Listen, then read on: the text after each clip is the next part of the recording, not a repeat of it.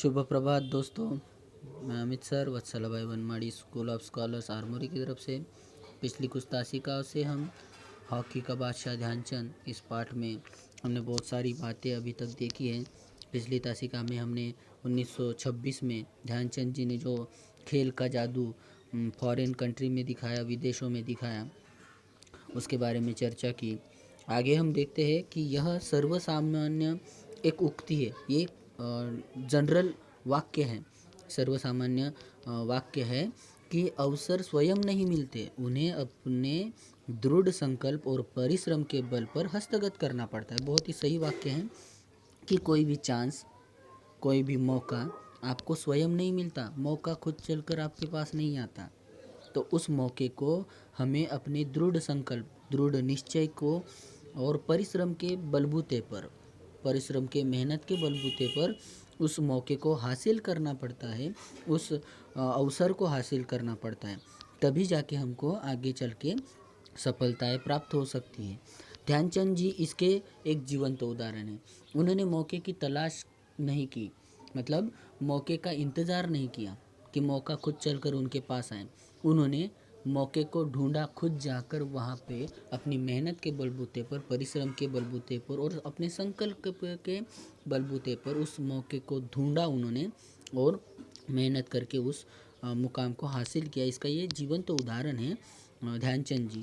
वे उन्नति की सीढ़ियाँ चढ़ते हुए साधारण सिपाही के पद से मेजर तक पहुँच गए, यानी खेल के बलबूते पर उनका इतनी जल्दी प्रमोशन हुआ सेना में कि एक सामान्य सिपाही के रूप में वो उस सेना में दाखिल हुए थे, लेकिन खेल में उन्होंने जो उत्कृष्ट कामगिरी बजाई उसके बलबूते पर उनको प्रमोशन मिलता गया और वो मेजर पद तक पहुँचे और इतनी प्रतिभा के धनी एवं धुन के पक्के ध्यानचंद भारतीय हॉकी टीम के सदस्य चुन लिए गए।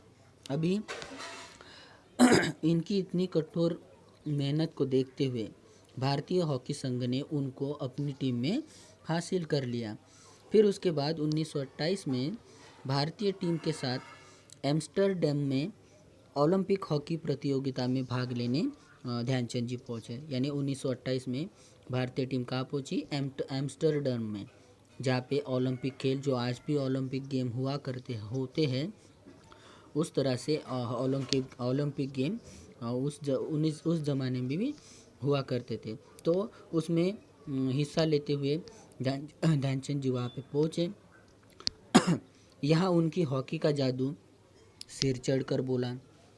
इतना उनका खेल जो है वो निखरता गया, बहरता गया कि ऑस्ट्रिया टीम को 6-0 से पराजित कर भारतीय हॉकी टीम विश्व विजयी रही, यानी वर्ल्ड चैम्पियन बनी।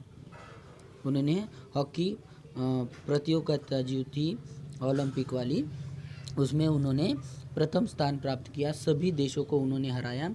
ऑस्ट्रेलिया टीम को उन्होंने कितने 6-0 से पराजित कर लिया। अभी अगली ओलंपिक हॉकी प्रतियोगिता लॉस एंजल्स में सन 1932 में आयोजित हुई थी और 1928 के बाद कब हुई? 1932 को। कहाँ पे हुई? लॉस एंजल में। अगली नेक्स्ट वाली जो ओलंपिक गेम थी वो वहाँ पे आयोजित हुई। ध्यानचंद ने भारतीय हॉकी टीम के एक महत्वपूर्ण खिलाड़ी के रूप में भाग लिया। एक सबसे महत्वपूर्ण टीम मेंबर, सबसे महत्वपूर्ण हॉकी टीम के सदस्य, इस रूप में उन्होंने इस ओलंपिक गेम में सहभाग लिया। अंतिम मैच में भारतीय टीम का मुकाबला जर्मनी की शक्तिशाली टीम से हुआ और फाइनल मैच जो है उनका किन के साथ हुआ? जर्मनी, जो ओलंपिक मुकाबले में सबसे शक्तिशाली टीम हुआ करती थी, उस टीम के साथ उनका सामना हुआ। खेल के समय जर्मन हॉकी प्रेमी अपनी टीम का हौसला बढ़ाते हुए, चीयर्स करते हुए सारे स्टेडियम में भारी संख्या में उपस्थित थे। अभी उस ज़माने में भारतीय लोग फॉरेन में जाकर, जिस तरह से आज हम क्रिकेट देखने के लिए दुनिया के किसी भी देश में बहुत सारे मात्रा में, बहुत सारे संख्या में भारतीय प्रेक्षक वहाँ पे अपनी टीम को हौसला देने के लिए जाते हैं, लेकिन उस ज़माने में लोगों की इतनी परिस्थिति नहीं थी। लेकिन जो हॉकी की जो सबसे मजबूत टीम थी जर्मनी, उसके जो हॉकी प्रेमी थे, अपनी टीम को हौसला बढ़ाने के लिए उस स्टेडियम में बहुत ज़्यादा संख्या में उपस्थित थे और अपनी टीम को चीयर्स कर रहे थे, उनको ढाढ़स बंधा रहे थे, हौसला बढ़ा रहे थे। उस वक्त जर्मनी के जो तानाशाह हिटलर तो आपने सुना होगा, तो ये हिटलर जो है वहाँ पे अपनी टीम का उत्साह बढ़ाने के लिए, ये जर्मनी का तानाशाह, एक हुकुमशाह हुआ था हिटलर, जो आप हिस्ट्री में भी पढ़ चुके होंगे या आगे चलकर पढ़ेंगे भी। तो ये जो हिटलर है, वो हिटलर जर्मनी का एक राज्य करता था। तो ये अपनी टीम को हौसला बढ़ाने के लिए वहाँ पे वो मैच देखने के लिए उपस्थित था, मैदान में उपस्थित थे। लेकिन एड़ी चोटी का जोर लगाने पर भी जर्मन टीम सफलता से कोसों दूर रही। ध्यानचंद और उनके छोटे भाई रूप सिंह ने अपनी जान की बाजी लगाकर जर्मन टीम को 8-1 से हराकर विजयश्री का वरण किया मतलब हासिल किया, जीत हासिल की। अभी यहाँ पे हिटलर अपनी टीम का हौसला बढ़ाने के लिए उपस्थित था और बहुत कड़ी मेहनत और बड़ी जोर लगाने पर भी जर्मन टीम को सफलता हासिल नहीं, उनको जीत हासिल नहीं हुई।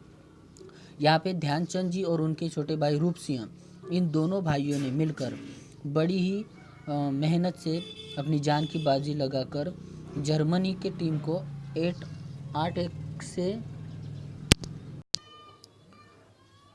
से हराकर जीत हासिल की। तो ध्यानचंद की हॉकी की जादूगरी देखकर पूरे दर्शक उस स्टेडियम में भरे हुए, जो भी दर्शक थे, ऑडियंस थी, वो पूरे मंत्रमुग्ध हो उठे कि जिस तरह से ध्यानचंद जी खेले हैं और जर्मनी जैसे बलाढ्य टीम को उन्होंने 8-1 से हराया। ध्यानचंद अपनी स्टिक से गेंद को लेकर जब विपक्षी गोल पर झपटते तो लोगों को अपनी आंखों पर विश्वास न होता। इतनी तेजी से वो अपने विरुद्ध अपोनेंट टीम में घुस जाते थे अपनी गेंद को लेकर अपने हॉकी स्टिक के सहारे, कि देखने वालों का अपनी आंखों पर विश्वास नहीं होता था कि कोई इंसान, कोई खिलाड़ी गेंद लेकर, हॉकी स्टिक लेकर दूसरी विरोधी टीम के पूरे खिलाड़ियों के बीच में घुसकर गोल कैसे कर सकता है। लोगों ने उनकी हॉकी स्टिक के बारे में आपत्ति की, यानी उनको उनकी हॉकी स्टिक पर एक संशय हुआ, तो उन्होंने ऑब्जेक्शन लिया कि उनकी हॉकी स्टिक में कुछ तो भी गड़बड़ी है, जो हॉकी स्टिक को वो गेंद चिपक के रह जाती है, यानी कुछ चुंबक जैसी कुछ उन्होंने अपनी हॉकी स्टिक में लगाई होगी। ऐसी बहुत सारी ऑब्जेक्शन वहाँ पे लोगों ने ली कि ऐसा नहीं हो सकता कि एक खिलाड़ी अपनी गेंद और हॉकी स्टिक को लेकर विरोधी की टीम में घुसकर गोल करे, तो इसमें कुछ तो भी जादुई बात है। ऐसा आपत्ति, ऐसा ऑब्जेक्शन उन्होंने लिया, यहाँ पे शंका जताई। इसके आगे का पोर्शन हम अगली राशिका में देखेंगे। धन्यवाद।